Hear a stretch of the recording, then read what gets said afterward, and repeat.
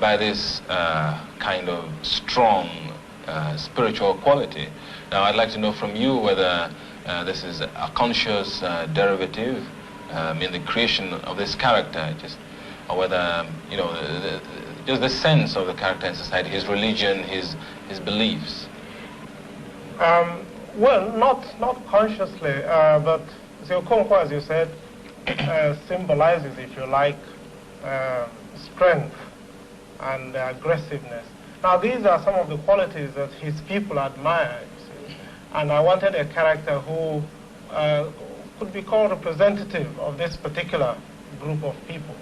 And you know, they admired a man of strength, a man of wealth, a man who had a big compound with wives and who had many farms, that sort of thing. Yes.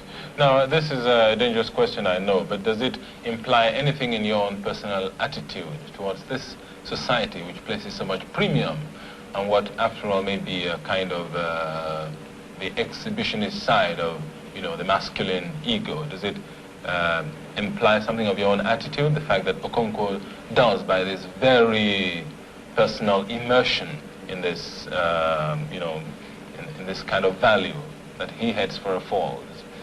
Yes.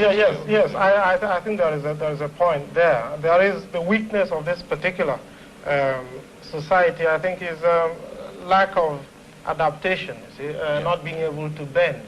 Of course, I can't say that this now represents the Igbo people today, but I think in his time, the strong men were those who did not bend, and I think this was a fault in the culture itself.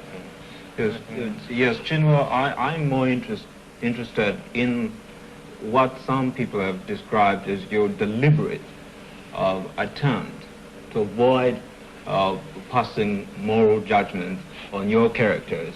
For instance, in the first novel that you wrote called Things Fall Apart, there is this absolute cruelty in which, because the tribal society sanctions the killing of a ward by his protector, that this man carries this out. Although he seems to have some kind of doubts, he doesn't avoid doing so.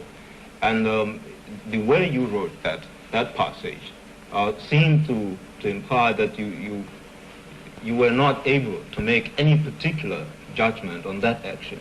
Is this true, or what? No, I don't think this is a fair assessment at all. You have to see the story as a whole. This is what I was saying to Wale earlier on, that this particular society perhaps believed too much in manliness, you see. And this is part of it, and perhaps this is part of the reason why it crashed at the end, you see. And I don't think a writer should point a moral lesson on every page. I think the total effect at the end of the story is that this is the way that things went, you see. I like my moral to be, not to be as obvious as yes, what I was getting at was whether you had some kind of moral point of view.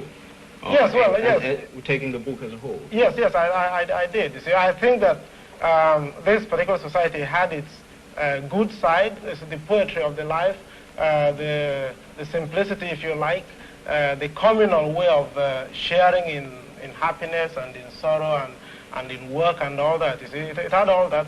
But also it had art and beauty, but it had this cruel side to it.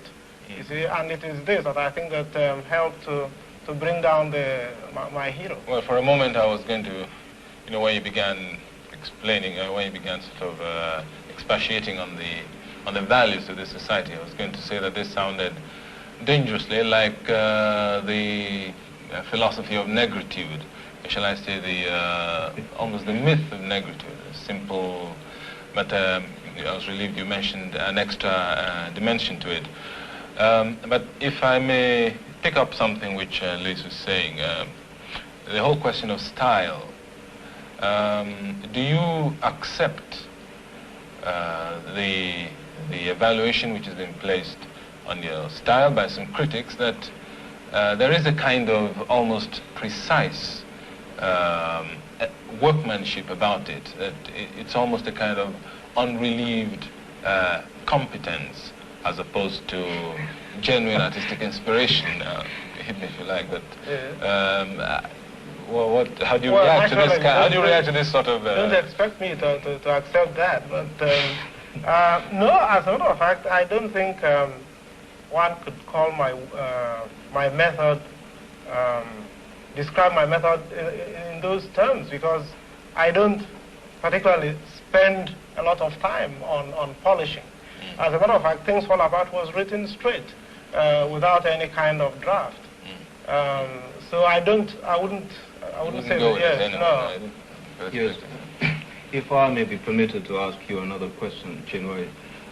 As a South African, I'm very much conscious of the fact that there seems to be some kind of continuity between the modern day society in Nigeria, from which I suppose you spring, and the old